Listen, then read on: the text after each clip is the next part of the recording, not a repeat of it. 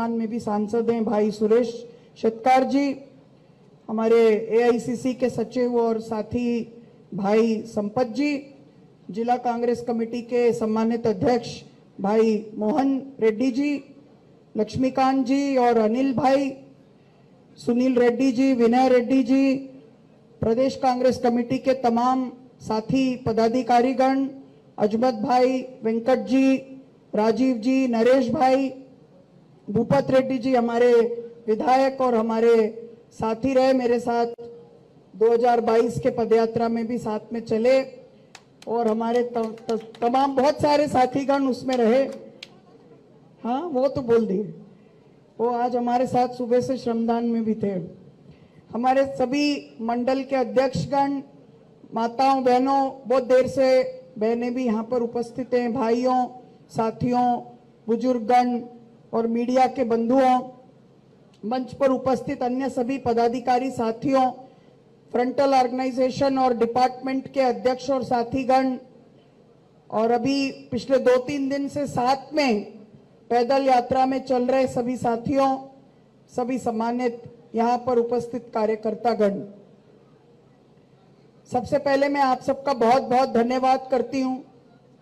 मुझे निजामाबाद इसके पहले भी 2022 में सर्वोदय पदयात्रा में निजामाबाद जिले में करीब 1 हफ्ते हम लोग थे, और मुझे मौका मिला आप सबके बीच में आके बात करने का। यहाँ नहीं आए थे, लेकिन जिला बहुत बड़ा है, जिले के दूसरे हिस्से में हम लोग साथ में आए। इसमें भी आए थे? अच्छा, बाजू में, ओके, बढ़िया। बहुत सारे साथियों के घर तब जाने का मौका मिला। हमारे बहुत सारे साथी आज भी मिलने आए, उस समय जो हमारे साथ कार्यक्रम करवाए वो सब लोग भी यहाँ पर आए। वो महेंद्र जी के घर में दोपहर में रुके थे हम, सरपंच साहब थे उस समय। आज उनकी श्रीमती जी भी मिलने के लिए आई, तो बहुत सारे साथियों से दोबारा मिलने का मौका मिला। आजादी के आंदोलन के समय कांग्रेस के नेताओं ने पैदल चलकर लोगों को उनके हक के लिए जागृत करना, और उस वक्त के एक ऐसे साम्राज्य, अंग्रेजी साम्राज्य जो कि पूरी दुनिया में फैला हुआ था, उसके सामने उसको चुनौती देने का काम गांधी जी ने पैदल यात्रा के दौरान हजारों की संख्या में ग्रामीण जन, किसान, मजदूर, दलित, अल्पसंख्यक, पिछड़े, आदिवासी सबको साथ लेकर आह्वान किया। विनोबा जी ने अपने जीवन में करीब 60,000 किलोमीटर की पैदल यात्राएं की। आज जो हिस्सा बांग्लादेश में, वहां भी वो पैदल गए, और आपके अपने प्रदेश से पोचमपल्ली, भूदान पोचमपल्ली जिसको आप लोग कहते हैं, वहां से पहले उन्होंने भूदान यात्रा भी शुरू किया। लेकिन आधुनिक भारत में, 21वीं सदी के भारत में, अगर किसी ने पैदल यात्रा करके, किसी राजनीतिक व्यक्ति ने लोगों के करीब जाने की कोशिश की, तो वो हमारे नेता राहुल गांधी ने की। कन्याकुमारी से लेकर कश्मीर तक पैदल यात्रा की। जब यात्रा शुरू हुई तो बहुत सारे मीडिया के बंधु, बहुत सारे कांग्रेस के भी साथी ये सोचते थे हफ्ते 10 दिन राहुल जी चलेंगे, उसके बाद वो चले जाएंगे, कांग्रेस के लोग चलते रहेंगे। लेकिन वो डटे रहे, पीछे नहीं मुड़े, चाहे पानी बरसा, चाहे बहुत धूप थी, गर्मी थी, उमस थी, कश्मीर में बर्फ पड़ रही थी, लेकिन वो चलते रहे। और उन्होंने हमको एक रास्ता दिखाया, माननीय खड़गे जी ने और राहुल जी ने हमको एक रास्ता दिखाया। जैसे सोनिया जी ने प्रधानमंत्री का पद ठुकरा कर हमको एक रास्ता दिखाया, हम सबको याद दिलाया कि भारत की जो परंपरा है वो त्याग की परंपरा है, भारत की जो परंपरा है वो सेवा की परंपरा है, भारत की जो परंपरा है वो तपस्या की परंपरा है, जिसके बारे में राहुल जी हर भाषण में हमको बताते हैं। तो वो परंपरा के तहत हाथ से हाथ जोड़ो कार्यक्रम, जय बापू, जय भीम, जय संविधान कार्यक्रम, और प्रदेश कांग्रेस कमेटी के आह्वान पर जो जनहित पदयात्रा है वो भी उसकी कड़ी में जुड़ा हुआ कार्यक्रम है। उसमें मुझे भी आपके बीच में आने का मौका मिला। मैं सबको हमेशा ये बात बोलती हूं, कांग्रेस पार्टी का कार्यकर्ता हो जाए तो आपको क्या गारंटी मिलती है? सांसद विधायक होने की गारंटी नहीं है, लाखोंपति करोड़पति होने की गारंटी नहीं है, लेकिन अगर आप कांग्रेस के कार्यकर्ता हो जाएं तो कारगिल से लेके कन्याकुमारी तक और अरुणाचल प्रदेश से लेके कच्छ तक कहीं भी चले जाएं, आपको हर गांव में एक परिवार ऐसा मिल जाएगा जहां आप रह सकते हैं, क्योंकि कांग्रेस आपको इतना बड़ा परिवार देती है। दुनिया में ऐसे कोई और दल नहीं होगा जहां के साथी ये कह सकते हैं कि हमारा हर गांव में एक परिवार है। आजकल तो मोबाइल का जमाना है। जब मैंने अपना राजनीति शुरू किया था एनएसयूआई में, तो कोई मोबाइल फोन वोन होता नहीं था, लेकिन मन में विश्वास रहता था कि कहीं भी चले जाएं क्या हो जाएगा, कोई ना कोई तो कांग्रेस का मिल ही जाएगा। और यही विश्वास हम लोगों को आपसे जोड़ता है, वरना मेरा तेलंगाना में आने का क्या कारण हो सकता है? मैं तो आपकी भाषा भी पूरी तरह से समझती नहीं हूं, आप भी पूरी हिंदी समझते नहीं होंगे क्योंकि आपकी भाषा तेलुगु भाषा है, लेकिन आपको और हमको जो जोड़ती है वो जो प्यार की भाषा है वो हमको कांग्रेस ने सिखाया है, कांग्रेस के फलसफे ने सिखाया है। वो प्यार की भाषा जो गुरु नानक देव की थी, गौतम बुद्ध की थी, महावीर स्वामी की थी, भगवान श्री राम की थी, श्री कृष्ण की थी, वो प्यार की भाषा जो हमें हमारे सूफी परंपरा में कबीर ने, बसवण्णा ने, अक्का महादेवी ने, सबने सिखाया।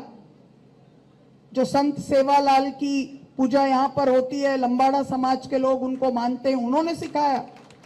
वो जो प्यार की भाषा है वही विरासत, कांग्रेस की विरासत। तो अभी पूरे देश में 2 मॉडल चल रहे हैं। राहुल गांधी जहां भी जाते हैं वो तेलंगाना मॉडल की बात करते हैं। वो तेलंगाना मॉडल क्या है? वो प्यार की नींव पर खड़ा मॉडल है कि हम अपने देश के लोगों की गिनती करके देखें कि वो समाज जो 2,500-3 हजार साल से पीछे थे उनको हम आगे कैसे लाएं। डॉक्टर हमारी नब्ज पकड़े बगैर बता नहीं सकता कि क्या बीमारी, और नब्ज पकड़ना पुरानी बात थी, अभी तो स्कैन करते हैं, एक्सरे निकालते हैं।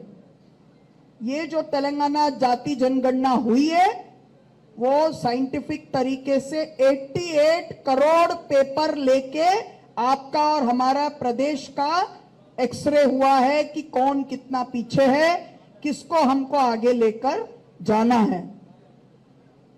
ये क्या मॉडल है? ये प्यार का और जोड़ने का मॉडल है कि इस देश में जो अंतिम पंक्ति में खड़े लोग हैं उनके आंख का आंसू हमको पोंछना है। उसको सर्वोदय बोलते हैं, उसको गांधी जी ने अपना जंतर बताया। ये मॉडल चल रहा है। दूसरा मॉडल क्या मॉडल है?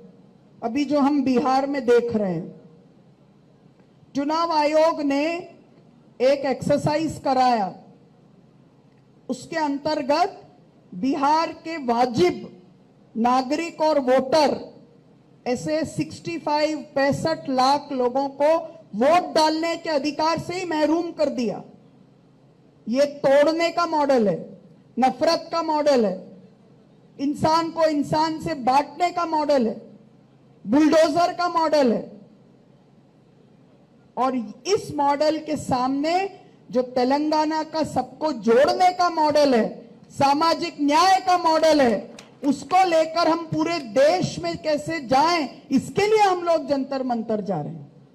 42% रिजर्वेशन पाना हमारा मकसद है, लेकिन देश की राजधानी में जाकर पूरे दुनिया को ये बताना कि भारत देश में एक तरफ अगर तोड़ने का मॉडल चल रहा है तो राहुल जी के नेतृत्व में हमारे माननीय मुख्यमंत्री रेवंत रेड्डी जी और हमारे प्रदेश कांग्रेस अध्यक्ष महेश गौड़ जी के नेतृत्व में एक जोड़ने का मॉडल भी चल रहा है। वो तेलंगाना मॉडल है, जहां हम चाहते हैं हर एक इंसान को इंसान होने का हक मिले। वरना और कौन सा प्रदेश होगा जहां पर गल्फ में जो लोग काम करते हुए चले गए उनके भी न्याय के बारे में सोचा जाए।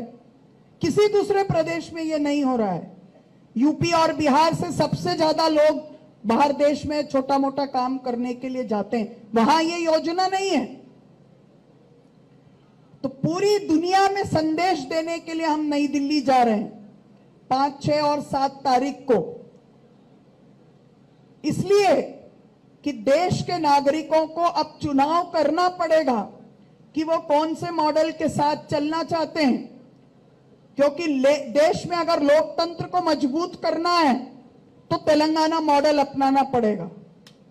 सबको जोड़ने का मॉडल, न्याय का मॉडल, हक का मॉडल, समता का मॉडल, बाबा साहेब ने जो मॉडल बनाया संविधान का वो मॉडल, पेरियार और नारायण गुरु ने हमको जो मॉडल सिखाया वो मॉडल, जो बापू ने सिखाया वो मॉडल, संविधान के सपनों के भारत का मॉडल, 21वीं सदी का जो राजीव जी का संकल्प था वो मॉडल।